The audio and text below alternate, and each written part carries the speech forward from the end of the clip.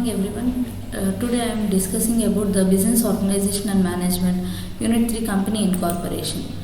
Company incorporation. Incorporation is nothing but the company registration.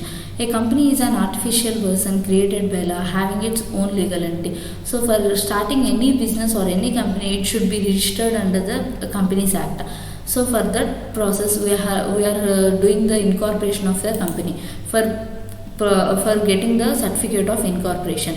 For getting that certificate of incorporation, we have to prepare some important documents. There are application for approval of name of the company. So మనం ఏదైనా business start చేసేటప్పుడు ఆ బిజినెస్కి ఒక name పెట్టాలి కాబట్టి దానికి approval తీసుకోవాలి. Next second one memorandum of association. Memorandum of association is nothing but the outer relation with the business, other outsiders relation with the business. And third one, articles of association. Articles of association is the rules which the company follows. Next, consent letters from the directors. It is the letters from the board of the directors, that is they are agreeing for the incorporation of the company. Next, power of attorney. Power of attorney for incorporation of the company. Next one, notice of the situation of the registered office. The registered office where the business is getting started is the notice. Next, seventh one, particulars of directors in form number 32. The board of directors details and their particulars in form number 32. Next, statutory declaration. They have to prepare the statutory declaration for incorporation of the company. After that, they have to pay the registration fees, and after that only they will get the certificate of incorporation. Next, memorandum of association. The memorandum of association is the basic document of the company, and it is the important document for any company. Either public limited company or private limited company, they have to done the memorandum of the association. In that memorandum of association, at least 7 members have to sign in regarding public limited company, and according to private limited company, at least 2 members have to sign in that memorandum of association. Next, the memorandum of association is the details related to outsiders regarding the company.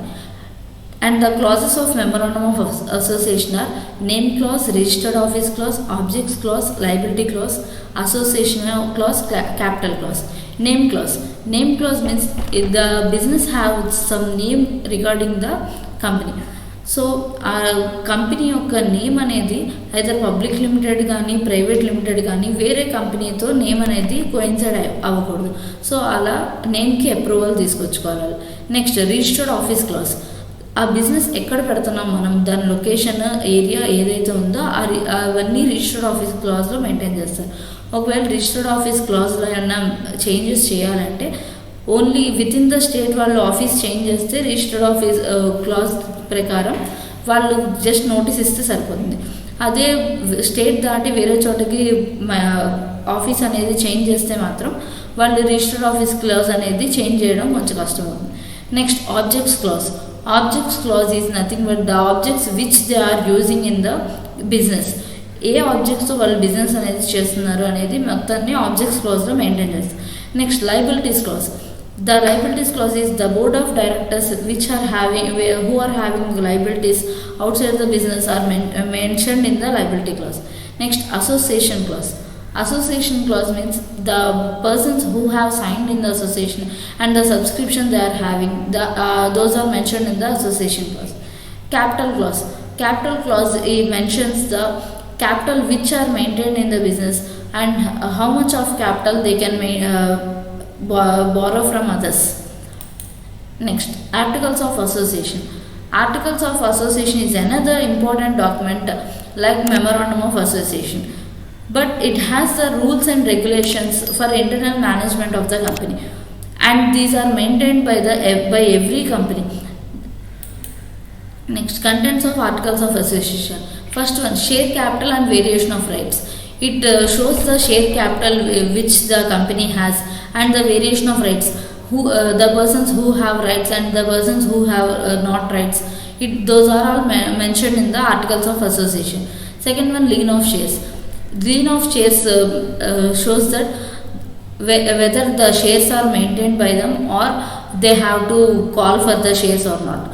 Next calls on shares ఎవరైనా కట్టకపోయినా లేకపోతే ఆ shares మళ్ళీ call back చేయాలన్నా కూడా calls on షేర్స్లో rules అనేది mention చేసి.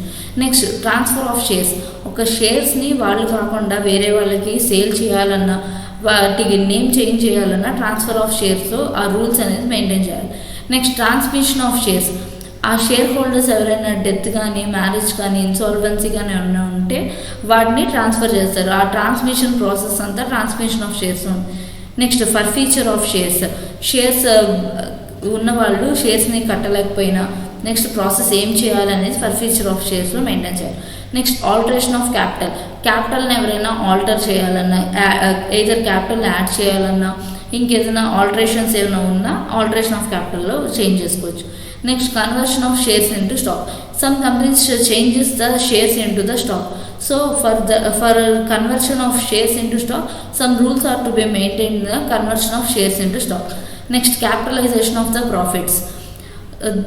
Some businesses show their profits into capital. So for conversion of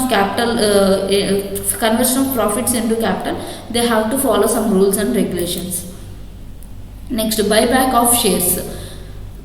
కొన్ని బిజినెసెస్ ఏం చేస్తాయంటే వాళ్ళ షేర్స్ని మళ్ళీ బైబ్యాక్ చేసుకోండి. సో ఎవ్రీ బిజినెస్కి వాళ్ళ షేర్స్ని బైబ్యాక్ చేసుకునే అవకాశం అనేది ఉంటుంది. సో ఆ రూల్స్ అండ్ రెగ్యులేషన్స్ అనేది కంటెంట్స్ ఆఫ్ ఏఓఏలో పెట్టుకోవచ్చు. Next general meetings and proceedings, వాళ్ళ డైరెక్టర్స్ ఎవరైతే ఉన్నారో వాళ్ళు ఏమేమి మీటింగ్స్ పెట్టుకున్నారు, ఏమేమి ప్రొసీడింగ్స్ చేశారు, సో కంప్లీట్ ఇన్ఫర్మేషన్ అంతా జనరల్ మీటింగ్స్ అండ్ ప్రొసీడింగ్స్లో పెట్టుకోవాలి. Next voting rights and proxy, ఎవరికైతే ఓటింగ్ రైట్స్ ఉన్నాయి అవన్నీ మెయింటైన్ చేయాలి. Next board of directors meetings proceedings.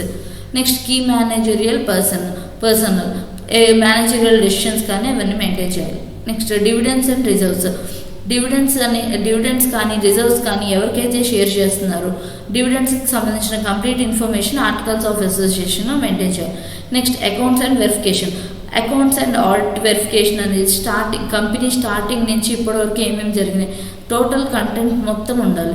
Next borrowing powers, ఎవరెవరికైతే బారోయింగ్ పవర్స్ ఉన్నాయి, ఎంత అమౌంట్ బారో చేసుకోవచ్చు అనేది మెయింటైన్ చేయాలి. Next winding up of the business, at last winding up of the business అప్పుడు కూడా వీళ్ళు ఏమేమైతే చేశారో ప్రొసీడింగ్స్ కానీ అకౌంట్స్ కానీ ఆడిటింగ్ వర్క్ కానీ కంప్లీట్ ఇన్ఫర్మేషన్ అనేది ఉండాలి. Next Prospectus is nothing but an invitation to public to invest into the company through the shares and dividends. So it is a public offering to subscribe the shares of the company. Contents of the prospectus: address of the registered office of the company. The company యొక్క register office ఎక్కడైతే ఉందో దాని address ఉన్నది. Next name and address of the company secretary, auditors, bankers, under writers etcetera. ఆ company యొక్క secretary కానీ auditors కానీ bankers కానీ వీళ్ళందరూ addresses. Next dates of the opening and closing of the issue, ఆ ప్రాస్పెక్టస్ ఎప్పుడైతే రిలీజ్ చేస్తున్నారో దాని ఓపెనింగ్ డేట్ కానీ క్లోజింగ్ డేట్ కానీ అందులో మెయింటైన్ చేయాలి. Declaration about the issue of the allotment letters and refunds within the prescribed time. ఎప్పుడైతే issue చేస్తున్నారో అలాట్మెంట్ లెటర్స్ దాని రీఫండ్ ఎప్పుడు ఆ టైం మొత్తం ప్రిస్క్రైబ్ చేయాలని చెప్తున్నారు. A statement by the board of directors about the separate bank account where all monies received out of shares issued are to be transferred. Board of directors ఈ స్టేట్మెంట్ని okay చేస్తున్నట్టు ఒక letter కూడా ఉండాలని చెప్తున్నారు. Next details about underwriting of the issue, ఈ shareholders ఎందుకైతే పబ్లిక్కి రిలీజ్ చేస్తున్నారు అనేది maintain చేయాలందు. Next consent of the directors, auditors, bankers to issue the expert opinions if any. ఆ కంపెనీ యొక్క డైరెక్టర్స్ కానీ ఆడిటర్స్, బ్యాంకర్స్ ఎవరైతే ఉన్నారో వాళ్ళందరూ కన్సెంట్ తీసుకొని ఈ ప్రాస్పెక్టస్ని రిలీజ్ చేయాలి. Next authority for the issue and the details of resolution passed thereof. Next procedure and time schedule for allotment and issue of security, దానికి ఒక పర్టికులర్ ప్రొసీజర్ అండ్ షెడ్యూల్ ఏ టైంలో మనం షెడ్యూల్ ఫిక్స్ చేసాం and issue of security A securities issue చేస్తాం అనేది complete information ఉంది. Next capital structure of the company, ఆ కంపెనీ యొక్క క్యాపిటల్ స్ట్రక్చర్ ఎలా ఉంది, ఇంకా ఎవరైనా ఇష్యూ చేస్తున్నారా, ఆల్టరేషన్ ఉన్న క్యాపిటల్లో జరిగిందా, ఆ డీటెయిల్స్ మొత్తం ఉండాలి. Next main objectives and present business of the company and it's location, ఆ కంపెనీ యొక్క మెయిన్ ఆబ్జెక్ట్స్ ఏంటి, ప్రజెంట్ ఆ కంపెనీ ఏ బిజినెస్ చేస్తుంది, ఆబ్జెక్ట్స్ అన్ని బిజినెస్ చేయాలని లేదు, కొన్ని ఆబ్జెక్ట్స్తో బిజినెస్ చేస్తారు, ఇంకో సీజన్లో ఇంకో ఆబ్జెక్ట్స్తో బిజినెస్ చేస్తారు. సో ఇప్పుడు ప్రజెంట్ ఆ కంపెనీ ఏ బిజినెస్ చేస్తుంది, ఏ లొకేషన్లో ఉంది, అందులో మెన్షన్ చేయాలి. Main object of public offer and terms of the present issue. అసలు పబ్లిక్ ఆఫర్ పెట్టడానికి వాళ్ళకి మెయిన్ ఆబ్జెక్ట్ ఏంటి, నెక్స్ట్ ఆ కంపెనీ యొక్క ప్రెజెంట్ ఇష్యూ ఏంటి, next minimum subscription amount payable by way of premium, issue of shares otherwise than on cash. ఈ షేర్స్ని subscribe చేసుకోవడానికి minimum ఎంత అమౌంట్ పే చేయాలి అనేది మెయింటైన్ చేయాలి. అందులో details of directors including there appointment and remuneration. ఆ company యొక్క బోర్డ్ ఆఫ్ డైరెక్టర్స్ ఎంతమంది ఉన్నారు, వాళ్ళ రెమ్యూనరేషన్ ఏంటి, ఎప్పుడు అపాయింట్ అయ్యారు, ఆ కంప్లీట్ డేటా అనేది ప్రాస్పెక్టస్లో మెయింటైన్ చేయాలి.